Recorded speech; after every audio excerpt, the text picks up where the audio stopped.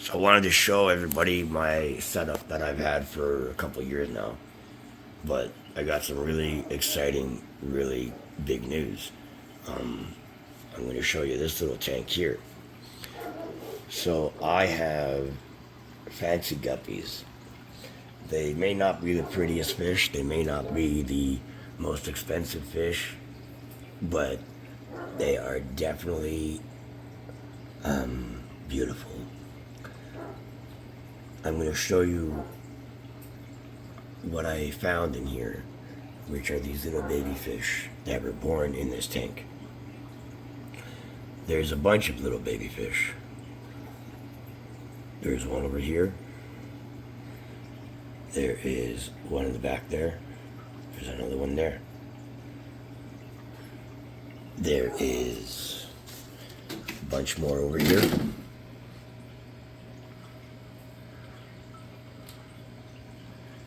And what I noticed, that they were having a really hard time swimming and being able to move around on their own free will rather than being blown apart or blown around in the tank.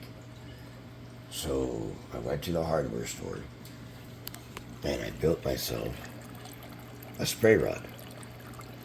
And basically what this does is it diffuses the intensity of the water coming out, because originally the water came out from this hole and that hole, and it was too aggressive.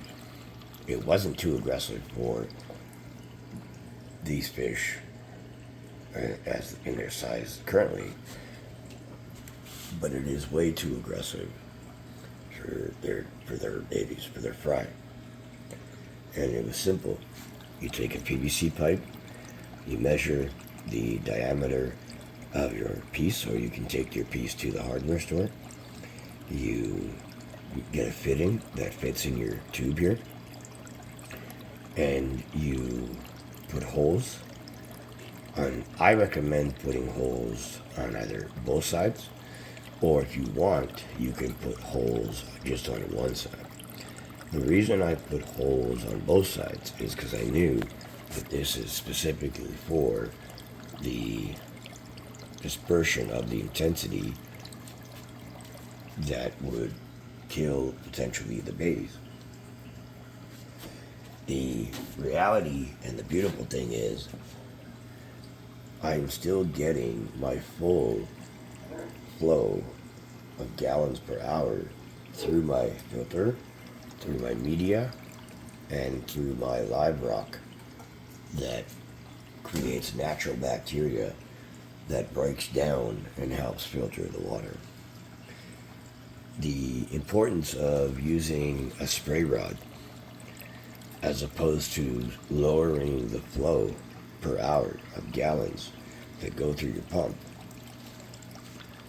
is that fish need to have a certain level of oxygen in the water, as well as having a sufficient amount of flow to take away the toxins and move the water.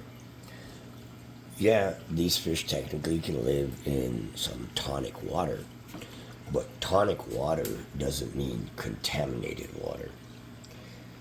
And ultimately, just seeing these little babies thrive, and I caught them just in time, because they're only a few days old, believe it or not, and they're doing really, really well. And that's a female for sure. That's a male right there. That's a female. That's a female. I think one of my males died, to be honest with you. Or that could be a male there as well. I had 3 males, and they definitely took out one of the males. But there's plenty of females that these males aren't fighting. And these fish are not eating their babies, which is really, really cool that they don't do that. Some fish will eat their own young as well as eat other fishes fry.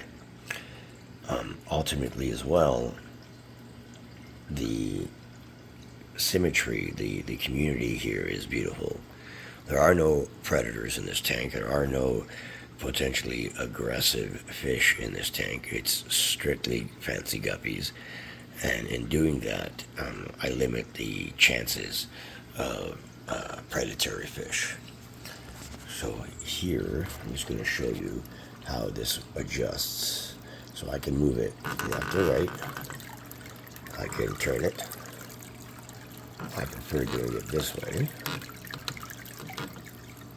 Let's say I wanted to agitate the water a bit, and let's say I had some detritus, and detritus basically means organic matter, leftover food, and you see everyone's struggling right now. That's not what you want for your fish.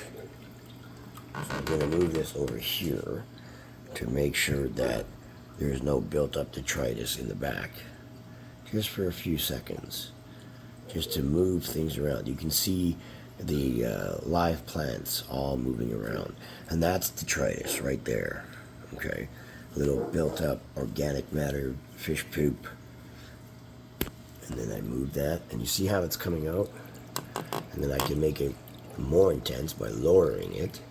I can make it more oxygenated, because oxygen can create through the disturbance of water hitting water. So that is creating lots of oxygen into the tank. The safest way to do this is to rotate your spray rod. So water is coming out like that. Then lower it so the bubbles are created. See this, like that? And in having the water dispersed to the side as opposed to straight down, it creates the current widthwise as opposed to horizontal. And that creates a nice smooth bottom layer for the fish to be able to move around freely. You see, they're still struggling because the current is, there's nothing to affect the flow, so it's going to go through its motion of energy until that energy is dissipated. Okay, and that's why it's so important when they ask you, when someone says to you how many gallons per hour, that's different than the intensity of flow. Okay, and flow, too much flow can kill a fish. Too little flow can also kill a fish. So what I like to do is set it like this. So I look at the bottom here. I want to make sure I'm getting my bubbles. I want to make sure, there we go, that's what I want. Right there, okay? Actually a little lower here. Perfect. So there's tremendous turbulence here. It may not seem like much, but there is plenty of turbulence there. And the reason why I don't have an air stone in this tank is because I've noticed that I have some baby fry that have entered this chamber, and this is where I had my air stone. And if I had an air stone in there, the turbulence of the air would definitely kill these fish. So I'm on my way actually to go get a little net so I could save this little guy. Realistically, though, it can survive and thrive in this part of the tank quite happily, because there's food, nutrients, but I want to bring them into the main tank and make sure that they have a way better chance. Okay, that is really, really important. Flow, oxygen, and maintaining the correct gallons per hour in this tank. I have a coral light, I think it's called a coral box. This is very old. Had this light for, I think 7 years. Still works great, hooks up to the Wi-Fi, and there's an app. I can control everything. Now we're going to go to the Redseareefer 625. I have two tanks like this. This is the 625, and then I have a 450, I think, or 420 in the other room. These are my angelfish, okay, and I got them when they were like that tiny. These are my I think they're called glowfish. Yeah, I'm pretty sure they're called glowfish. They're in a Redseareefer 625. And yeah, it's 625. I'm pretty sure it says it right here somewhere. Hold on a second. Yeah, Redseareefer XXL 625. And it's a total system is 165 gallon. And it's really, really cool. I really love it. I had a saltwater aquarium. Regardless of the money, the fact that you can't just walk by it without concern with the salt water is quite disturbing in the sense of everything has to be correct to the micro stat. All these plants are live. All these sand is very specific. I'm going to talk about where to get the best sand for the value of your dollar. Don't buy your sand at a pet store. They're gonna gouge you.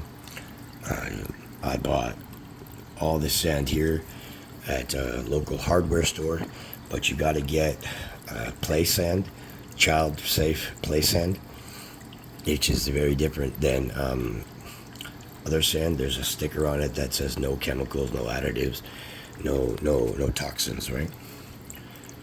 These fish are actually quite cool because they are the original fish. Those are my first fish that ever went into this system because I, of course, had to cycle the tank. And these are very hardy fish. They're like minnows. Very predatory though, but they're very hardy. They can handle spikes of pneumonia and nitrate. The plants that you see here are all in the same line of species for a plant that rejuvenates.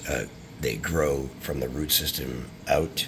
So believe it or not, all these grass plants that you see ultimately came from one plant, and that one mother plant was in the back.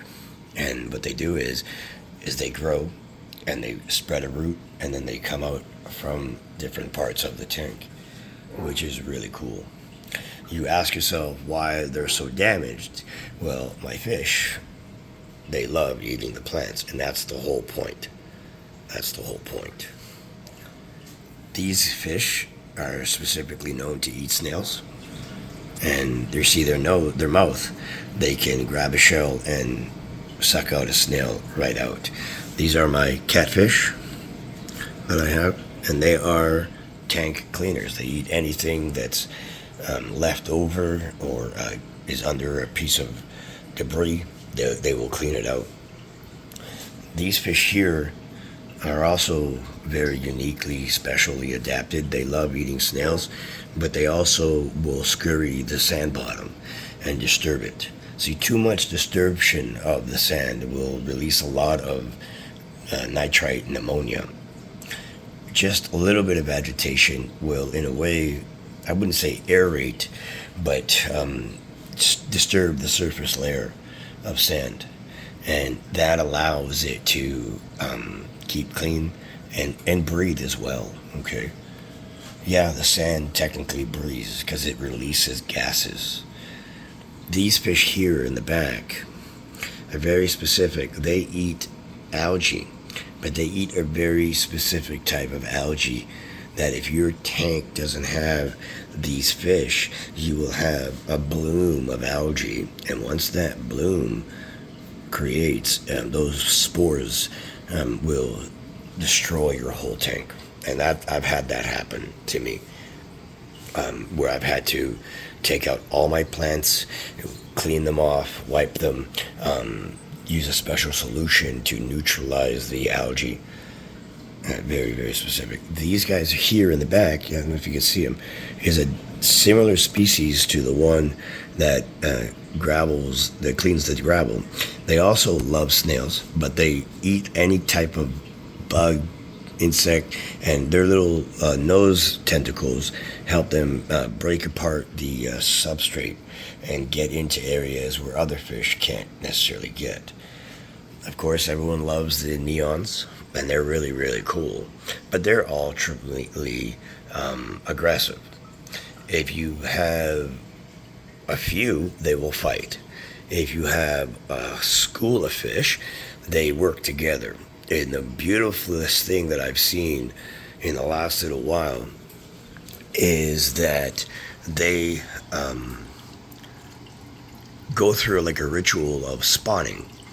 I haven't seen babies yet or eggs yet, but of course I wouldn't, because of the other fish that I have here would systematically target their eggs or their babies. But they definitely pair, they connect, they swim together, they do little fantastic dances, and it's really beautiful. That little fish there is a fish that I got that was going to be flushed down the toilet. And I put him in here after putting him in here for a month to make sure that he was safe.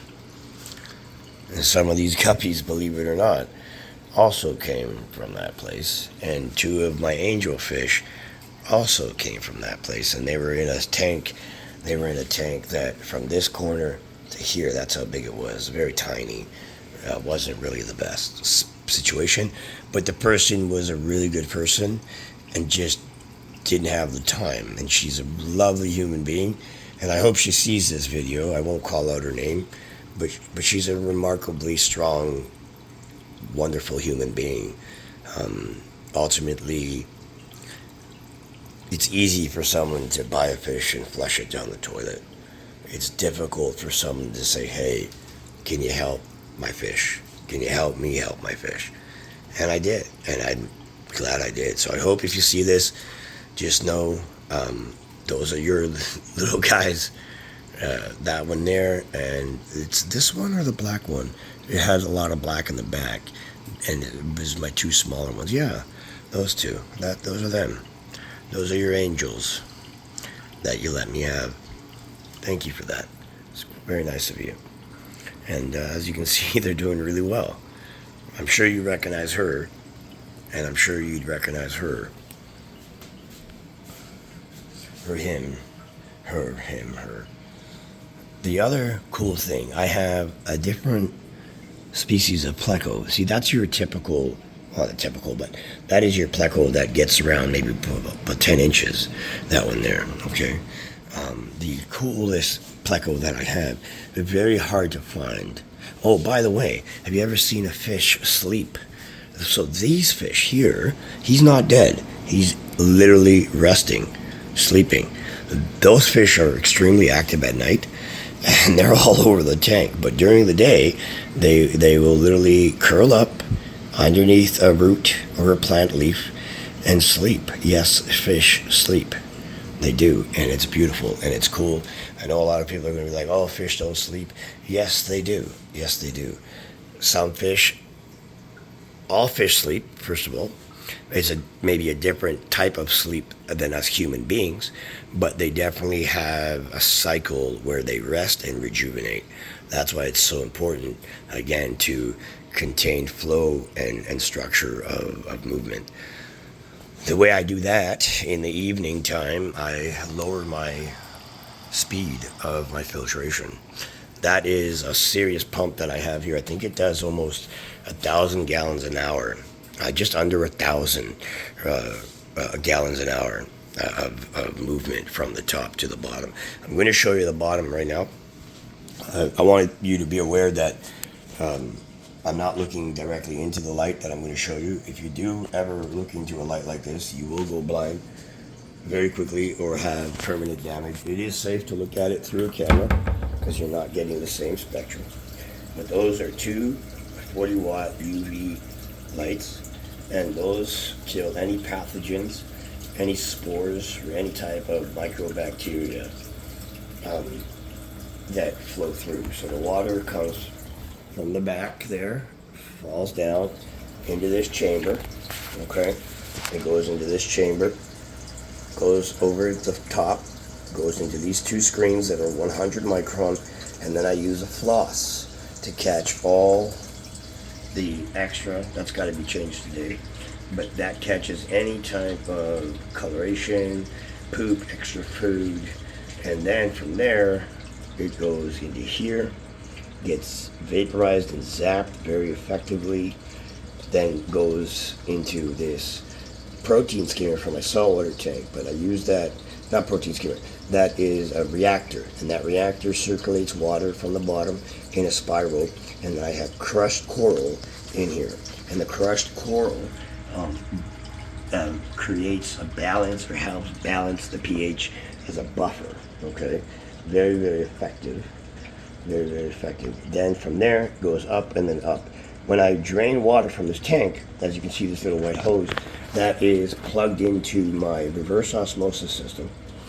And from before the reverse osmosis, it goes through a sand filter, a carbon filter, and then also a UV light, which is very, very powerful, which is extremely, I think it's like 250 watts of UV light that it goes through before it gets to my RO.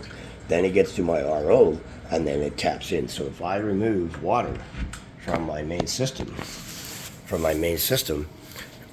which you need to do to alleviate the level of toxins that could be built into the tank. Right? It's not good enough just to top up the water when it's low. You actually need to physically remove a certain level of water. That way you are actually removing the toxin. If you just top up the tank, what you're actually doing is you're never lowering the toxin. You're just adding more water, which in theory dilutes the toxin, but that can only happen for so long before the dilution has no effect and the toxin level gets higher and higher and higher. And actually, let's say you're at a toxicity level of 60, and water goes down and you raise it back up. Sure, you may have diluted it from 60, but next time the water level goes down, that level of concentration of toxin at 60, because now there is less water, and the toxins don't evaporate, they stay in the tank. And a lot of people think that, oh, the toxins evaporate. No, the toxins stay in the tank, and that's why it's so important to remove water, which is to remove toxin, and ultimately replace water, which will dilute the toxin that is remaining in there. Another key trick here when you do your cleaning, when I do my cleaning, is I have a hose that I use as a siphon. I put it into my sock, and this way I'm not losing good water, but I am definitely taking out the solid waste. Then after I do that, the water that I filtered out because of the sock goes back into the tank. I let it sit for about a half hour to an hour. Then I remove my water, because a lot of people in the past, and still do, they use a siphon and they're taking out too much good water for the level of dirt that they're actually achieving to get. So what I've done is figured out a way to remove 99% of my dirt without removing any of my water, and then removing the water with already removing 99% of the debris that gets stuck in the planted area. I know this is a long video, but I hope you enjoyed it. I hope it maybe ignites some passion into aquatics. I think it's really, really fascinating. It's really, really cool. Number one thing though, I've noticed if you're gonna do it, you should do it right. Give you an example. This light cost me $300 when it first came out. Now it's actually more money. It's ridiculous because they're discontinued. You don't have to go with a Kessel lighting system. Each one of these lights is just under $700. You don't have to do that. You can easily get the right light with the correct spectrum for your fish. Keep in mind as well, I had this for my saltwater tank, but these work fantastically wonderful, the Kessels. And there's a Wi-Fi dongle, okay, that I can control everything through an iPad or a phone, and I can change the lighting effects. I can create a storm. I can create a cloud effect. Amazing, situationally effective things. I would also recommend, if you're going to do your storm effect or your, any type of stress to the lighting of a situation, not that it's stress to the lighting, but when the fish see, thunderbolts and flashlights, because it's so realistic, that can also trigger a seizure in some people, so be aware of that, please, because it's very, very aggressive bursts of light. But your fish can also startle, and you don't want to do that. And for me, I'm more interested in seeing them peacefully flow and just peace. It's a beautiful thing. It's beautiful. Like, I can't even describe to you. Maybe the word serenity. Yeah, that's the right word. The serenity and the peacefulness of something like this is extremely beneficial for every human being. I sit on the couch with my dogs and I watch the fish, and it's beautiful. But just look at the health of these guys. They're so wonderful. They're happy. They're all, coexisting. This is the pleco that I was talking about. I forget the names of this, but it's very, very unique and very cool. He's different than your typical pleco. Looks a little different. I think they're called a flat face or an elephant something, or not sure. But ultimately, these are the two tanks. And, yeah. Thanks for watching. Affiliated K9.